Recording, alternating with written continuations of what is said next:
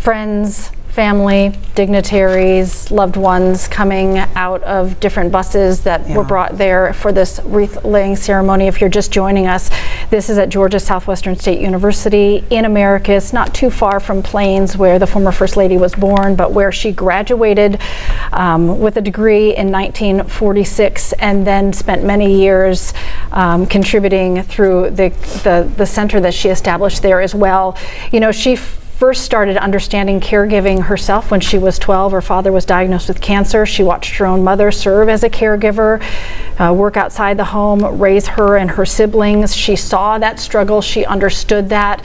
And then later on the campaign trail with Jimmy Carter, when he was running for governor, she met a working mom at a cotton mill, and she just kind of said casually, "Well, I hope you go home and get some rest." And the mom said to her, "I won't be able to rest. I have a daughter with mental illness, and we can't find anywhere to care for her." And it really, that's where it started. And then this quest to help those who were in caregiving roles started really in tandem with their political journey through all the years, and brings us here today.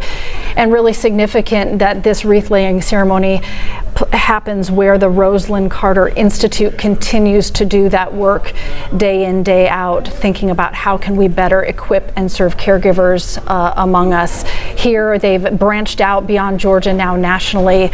We see the back of the hearse. The door is now open as people gather around it. This wreath-laying ceremony will happen at a bench with a bronze statue of the former First Lady, which actually she at one point kind of was resistant to, because she had such a humble nature. But really significant that today they'll lay that wreath at the feet of the statue of the steel magnolia. This woman with such and that was her nickname, soft right? presence. Steel magnolia. But and it looks like we strength. And it looks like we have some folks coming out of the building right now.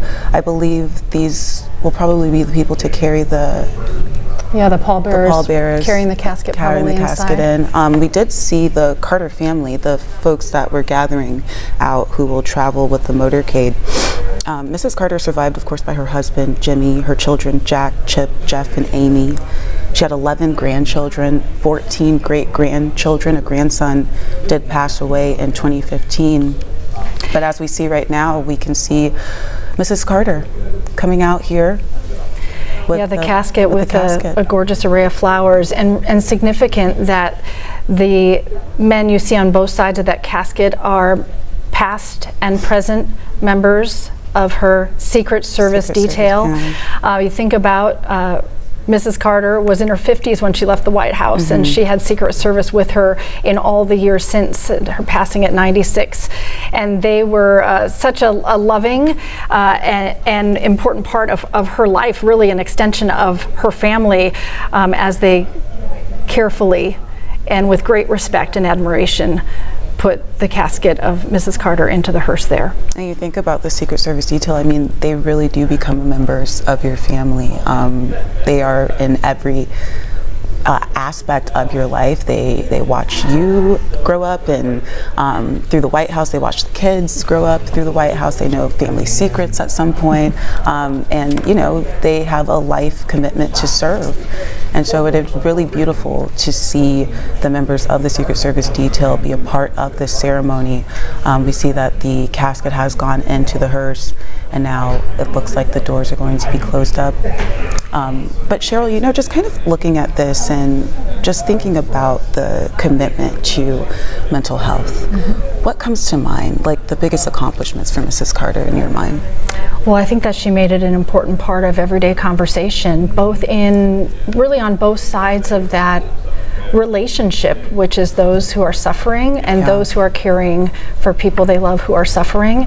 And not just to make it part of a conversation, but to have real action in place through her many initiatives, through the conversations, and through the Institute that's now doing work nationally and globally. And this was something that she was very passionate about, but there were so many different parts of her humanitarianism and her advocacy through the Carter Center. I mean, the fact that she and the former president together worked to eradicate guinea worm, which at the time when they took that on was impacting more than 3 million people every year, and this year there are 12 known cases. This is a horrific parasitic disease that infects, children and mothers and families just from drinking contaminated water. So there was so much work that they did, not necessarily the work that would flash on a headline or get clicks, but the work that they knew would make generational and lasting change in people's lives. So as I think about honoring her, as we see her casket in the hearse, flanked by current and former members of the Secret Service, that there are people standing there at Georgia Southwestern State University who knew her intimately, and there are people all over the world who are watching a moment like this and just know of her through the impact that she made. It kind of chokes me up, honestly. And I'm